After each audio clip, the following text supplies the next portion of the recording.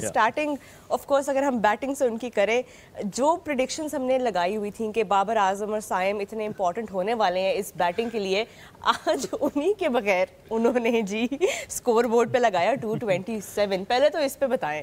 پہلے تو میں یہ بتاؤں گا کہ انہوں نے ایک میچ تو کھیلا اگینسٹ ملتان سلطان اور ایک میچ کھیلا اگینسٹ آل آف اس, جو ایکسپرٹ کل انہوں نے نہیں, آپ شعیب بھائی کو ریپرزینٹ کر رہے ہیں آج پھر.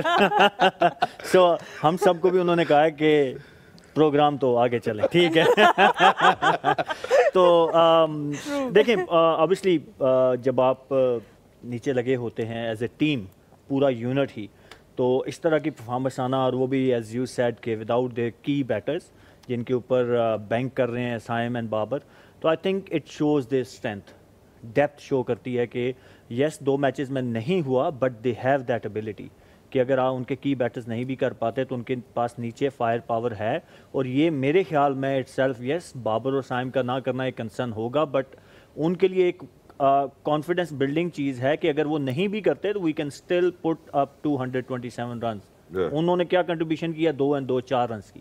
سو ان کے بغیر بھی دے اسکورڈ اباؤٹ 223 رنز. تو اس سینس میں اگر آپ دیکھیں تو یہ ایک پازیٹیو سائن ہے. اگر میں زلمی ہوتا پارٹ آف مینجمنٹ یا بینگ اے زلمی پلیئر اور فین, آئی تھنک یہ ایک بہت ہی پازیٹیو چیز ہے جو انہوں نے, اور جو فنش کیا انہوں نے, جو ان کے فنشر ہیں. میں 5 اووروں میں 80 رنز, سمد کی جو بیٹنگ تھی. میں فنش کی طرف آتے ہیں ذرا, ایک دفعہ پہلے میچ کو سمرائز کر لیتے ہیں. Let's take a good look at the match summary as well whether how Peshawar Zalmi played, کیونکہ اس کے اندر مجھے لگتا ہے سہیل بھائی جو بہت کروشل رول تھا, کیونکہ پشاور زلمی ٹاس جیت کر بلے بازی کرنے کی طرف نہیں آ رہے تھے. Taking a good look at Peshawar Zalmi and how they batted. Sohail بھائی نے بڑی خوبصورتی سے کہا سائم انفارچونیٹلی آج نہیں پرفارم کر سکے, بابر کے اوپر ہم تفصیلی بات کریں گے. واٹ اے بیوٹیفل, مطلب 2 پارٹنرشپس آپ کو میجر پارٹنرشپس نظر آتی ہیں یہاں پر, جس کے حوالے سے میں ضرور بات کرنا چاہوں گا.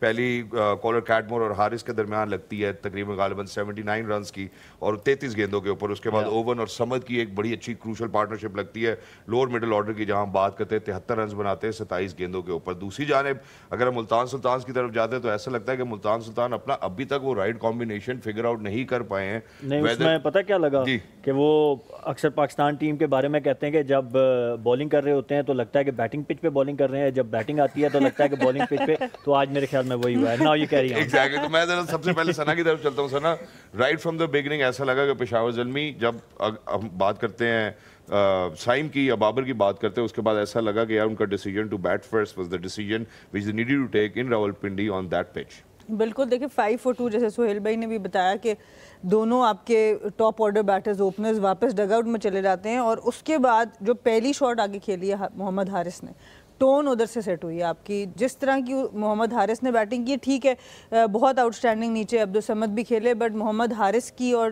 ٹام کالر کیڈمور کی جو اننگز تھی ڈیفینیٹلی وہاں سے پلیٹ فارم سیٹ ہونا شروع ہوا. اور سب سے زیادہ پازیٹیو پشاور زلمی کی جو چیز ہے, ہم لوکل کور کی بات کرتے رہتے ہیں, تو آج ان کی بیٹنگ میں عبدالصمد اور محمد حارث سب سے زیادہ آپ کی پازیٹیو, اور پھر علی رضا کی بولنگ. تو جب اس طرح کی کور آپ کو لوکلی مل جائے تو آپ انٹرنیشنل پلیئرس کو آگے پیچھے کر سکتے ہیں. تو محمد حارث ڈفرنٹ پلیئر تھوڑے سے نظر آ رہے ہیں اس PSL میں. پچھلی بھی اننگز میں جو 80 کیا تھا انہوں نے, اس میں لگ رہا تھا کہ دماغ کا بھی استعمال کر رہے ہیں, ایون دو کہ وہ اسٹروک میکر ہیں, چاہتے ہیں ڈومینیٹ کرنا, لیکن جو ایک بیلنس ہوتا ہے ایگریسر, اپنی ایگریشن کے ساتھ اس چیز کو کہ میں نے کب کس بیٹر بولر کو کب اٹیک کرنا ہے, وہ اب میچورٹی ان کے اندر نظر آ رہی ہے. اور عبدالصمد کی بات کرنے والی تھی جو آپ نے ابھی یوز کیا, میچورٹی کا, کیونکہ آلریڈی یہ ٹیم کا حصہ تھے اور پھر ان کو ڈراپ کر دیا گیا. سو ناؤ جس طرح ہم اس دن بات کر رہے تھے صاحب زادہ فرحان کی, ثنا ان کے حوالے سے what do you think now can be the future for Muhammad Haris, because he's here, he's scoring and he's proving his case over and over.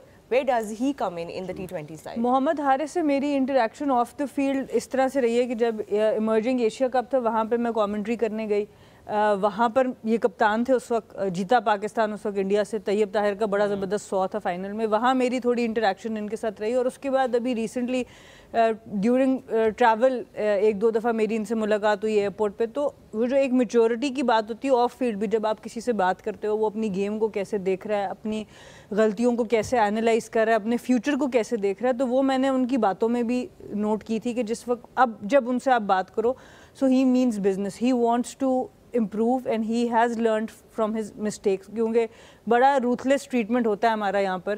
جو پچھلا T20 ورلڈ کپ تھا, جس طریقے سے پچھلے ٹور پہ وہ اندر آئے اور این ورلڈ کپ سے پہلے ان کو ڈراپ کر کے ہم اعظم خان کو لے گئے تھے, تو اس سے ایک پلیئر کو جو افیکٹ, جو ڈینٹ ڈلتا ہے ادھر سے, یا تو وہ میک ہوتا ہے یا بریک ہوتا ہے, پھر وہ وہاں پہ آپ کا ایک ڈیفائننگ مومنٹ ہوتا ہے.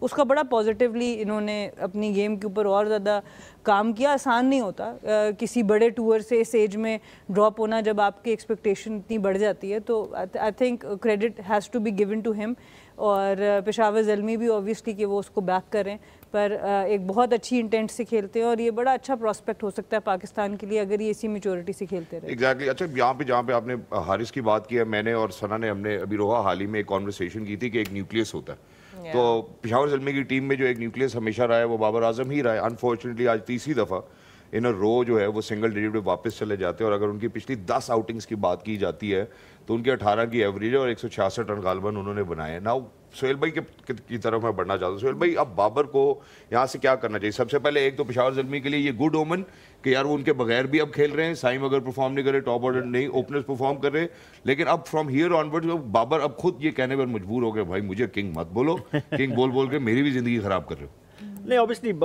ورنگ سائن تو ہے. جیسے آپ نے کہا کہ یہ کچھ صرف ان 3 میچز کی بات نہیں ہے, پچھلے 18-20 میچز کا آپ نے تذکرہ کیا. آئی تھنک کہ وہ جو پچھلے سال ڈیڑھ میں جو ساری چیزیں چلی ہیں وہ ریفلیکٹ ہو رہی ہیں. وہ سارا کچھ جو بابر نے فیس کیا, جو کیپٹنسی کو لے کے چیزیں ہوئیں, ان کو سیک کیا گیا, پھر لایا گیا, پھر وہ ہٹے, اور ٹیم میں گروپنگ کی باتیں چلیں, یہ ساری چیزیں کہیں نہ کہیں جا کے end of the day we all are human, آپ کو افیکٹ کرتی ہیں مینٹلی. اور اگر گروپنگ آپ نے خود کی ہو کبھی زندگی میں, بٹ پھر میں نے نہیں کی. نہیں, میں آپ کی بات کر رہا ہوں جس کی ہم بات کر رہے ہیں. میں نے اچھے طریقے سے اس کو ڈک کیا, جو آپ نے باؤنسر مارا, آپ سمجھے نہیں. تو obviously بٹ یہاں پہ بابر ہی خود کو اٹھا سکتا ہے, ٹرسٹ می. نہیں, غلط کیا کر رہا ہے, دیکھیں نہیں سارا اس کی, دیکھیں بیٹنگ ٹیکنیک میں مجھے نہیں لگتا کہ وہی سب کچھ کر رہا ہوگا, پریکٹس میں بھی وہی کچھ کر رہا ہوگا. میں بھی کہیں نہ کہیں کوئی سلائٹ چینج سم ٹائم نہ ہو جاتا ہے. آپ کو ایز اے انڈیویجول, آپ چاہے بیٹر ہیں یا بولر ہیں, آپ کو نہیں پتہ لگتا کہ کہیں نہ کہیں جا کے آپ کی ٹیکنیک میں چھوٹی موٹی تبدیلی آ جاتی ہے جو کہ آپ کو خود محسوس نہیں ہوتی. تو آپ کیا کرتے ہیں اس میں جو ٹیم مینجمنٹ ہوتی ہے اس کا, اگر بیٹنگ کوچ ساتھ ہیں تو ان کا بڑا امپورٹنٹ رول ہے کہ وہ ان کی پرانی ویڈیوز ہیں انہوں نے اسکور کیے ہیں اور اب کی ویڈیو دونوں کا موازنہ کریں کہ وہاں پہ اگر کوئی چیز ان کو نظر آتی ہے تو اس کو ایڈجسٹ کریں. اگر نہیں نظر آتی تو پھر وہ میں نے آگے بات کی نا, مجھے جو لگتا ہے وہ سارا اپ ہیئر ان کے. اکرم بھائی کے ساتھ آپ کے مراسم تو بہت اچھے ہیں, جو بات ہے. تو اکرم بھائی سے آپ نے ذکر کیا, تذکرہ کیا, اکرم بھائی ان کا کیا کہنا ہے؟ وہ تو ڈائریکٹر ہیں, مطلب وہ یہ کام بیٹنگ کوچ کا ہے. جو میں کہہ رہا ہوں نا, جو میں ٹیکنیکل چیز کی بات کر رہا ہوں وہ تو بیٹنگ کوچ کا ہے, لیکن obviously باقی چیزیں بھی ہیں. اور وہ میری بات ہوئی, ہی از بین ٹاکنگ ٹو ہیم, وہ بات کر رہے ہیں اس چیز کو بھی لے کے, اور وہ خود یہی فیل کرتے ہیں کہ مے بی ریزن یہی ہے کہ جو پچھلا سال ڈیڑھ گزرا ہے ان کے اوپر کرٹیسزم بھی بہت ہوا, پھر وہ ساری چیزیں جو میں نے ذکر کیا وہ بھی ہیں.